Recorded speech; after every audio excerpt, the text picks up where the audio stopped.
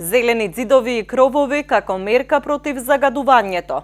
Ова е планот што го спроведува локалната самоуправа како начин да се постави поголема зелена површина во градот, за да се стимулираат инвеститорите да постават зелени кровови и фасади, ќе добијат олеснувања во комуналните давачки. Ние создадовме една подлога, сметавме, со тоа што ги ослободивме инвеститорите од одреден процент на комунални давачки, за да ги стимулираме да ги вметнат овие зелени зидови и зелени фасади и зелени кровови во своите проекти.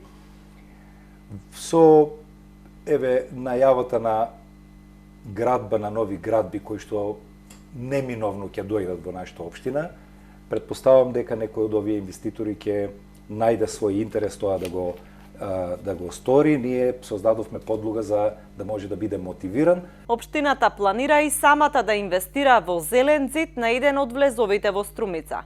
Независно од тоа, оние зелени зидови кои што ние можеме да ги направиме заедно во соработка со јавното претпријатие Комуналец, веќе имаме проекти изготвено на влезот во Струмица, во еден сегмент на лакот на самиот влез во Струмица да поставиме еден таков зелен зид кој што би бил една зелена ограда со поголема лисната маса која еден вид ќе биде и филтер на воздухот и ќе биде и, се надевам, и убав украс на влезот од градот.